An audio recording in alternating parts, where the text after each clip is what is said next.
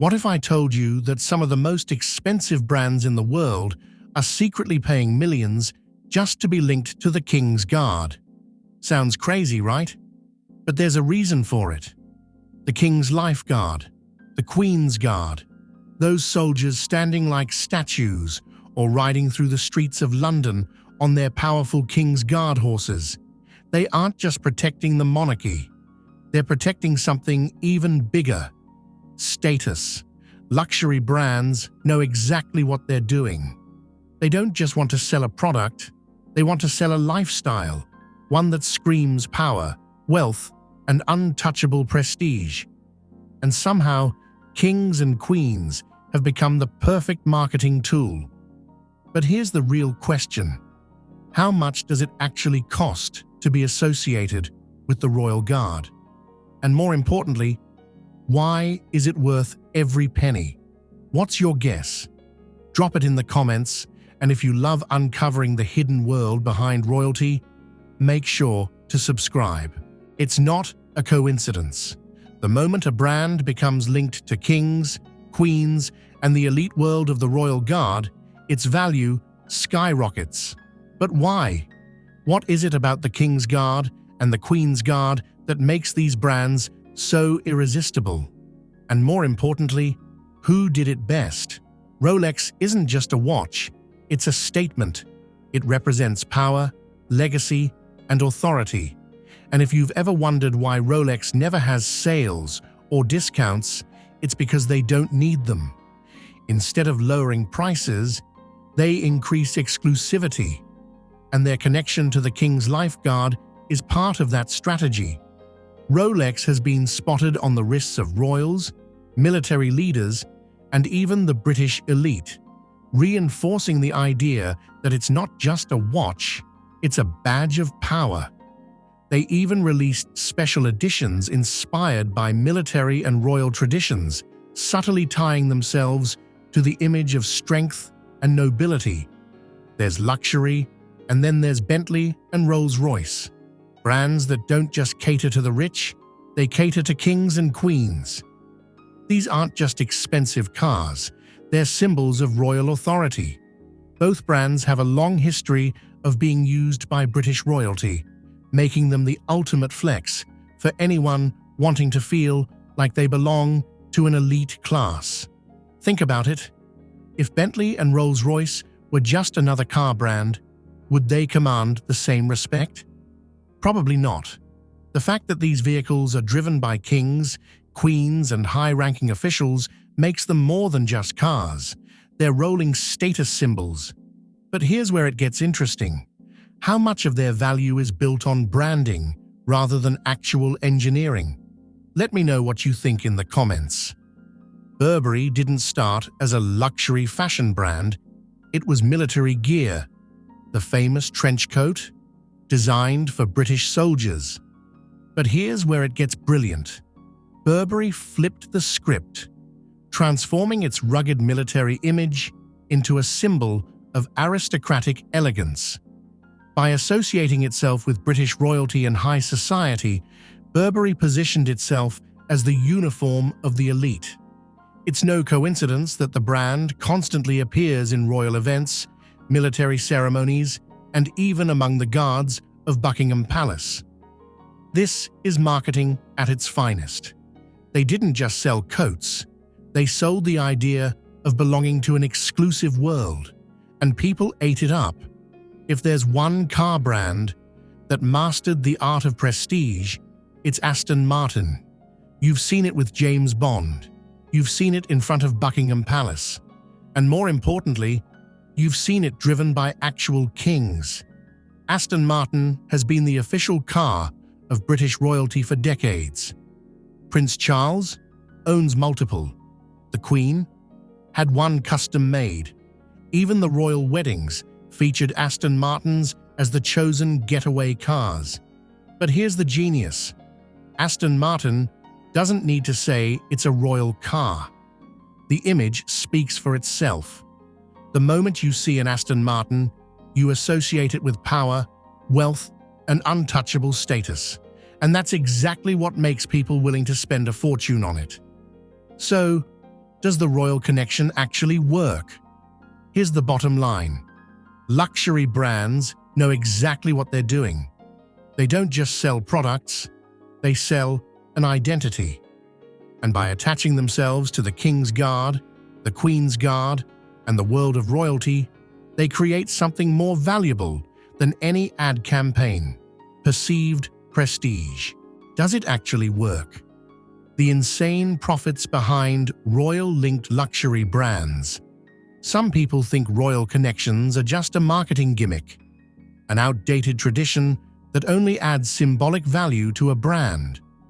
But here's the truth. Being linked to royalty isn't just about prestige. It's a financial goldmine. Luxury brands that manage to associate themselves with kings, queens, and the elite world of the King's Guard aren't just boosting their image, they're making staggering amounts of money. The numbers behind this strategy are shocking, and once you see how deep it goes, you'll never look at these brands the same way again. A luxury brand can spend millions trying to build a prestigious reputation, but one subtle nod from a royal can accomplish the same thing overnight. The moment a high-profile royal is seen using or wearing a brand, that product isn't just luxury anymore, it becomes legendary. Take Barbour, the British outdoor clothing brand. It's been linked to the British royal family for decades, with multiple royal warrants under its belt. The result? A massive sales increase every time a royal is spotted wearing it. When Princess Diana casually wore a Barbour jacket, the demand for that exact style exploded worldwide. The same thing happened with Aston Martin. Prince William drove one of their classic models at his wedding, and overnight, the brand saw a surge in demand, particularly in international markets. That kind of exposure is priceless. Brands don't even need an official endorsement. Just a single, candid photo of a royal using their product can generate millions in sales. It's not just fashion and cars. This strategy works across multiple industries. Some brands have mastered the art of turning royal association into real money. Cartier, the jewelry giant, has been linked to British and European royals for over a century, and that legacy has helped it maintain its position as one of the most desirable jewelry brands in the world. Every major royal event sees Cartier pieces being worn by queens, princesses, and duchesses, cementing its image as the brand of true luxury. Champagne Bollinger. Officially linked to the British royal household, Bollinger isn't just a champagne brand, it's royalty in a bottle. Their partnership with the monarchy allows them to charge premium prices and dominate high-end celebrations. Rolls-Royce. The official car of choice for countless royal families, Rolls-Royce has leveraged its historical ties with royalty to maintain its status as the ultimate luxury vehicle. Their royal connections make them the go-to brand for ultra-high net worth individuals looking for a car that signals power and prestige. These brands don't just benefit from the association, they actively build their entire marketing strategy around it. The billion-dollar power of perceived prestige. Most people don't realize this, but perceived prestige is one of the most valuable assets in the luxury industry. A brand that feels exclusive and unattainable can charge astronomically high prices, and people will pay without hesitation. A study on luxury consumer behavior found that brands linked to royalty often see price elasticity disappear, meaning customers don't care how much it costs, they just want it. That's why a simple tea set from a royal-approved brand can sell for thousands of dollars, while a nearly identical one from an unknown brand struggles to move at a fraction of the price. The psychology behind this is simple. If it's good enough for kings and queens, it's good enough for the elite, and anyone who wants to feel like they belong in that world.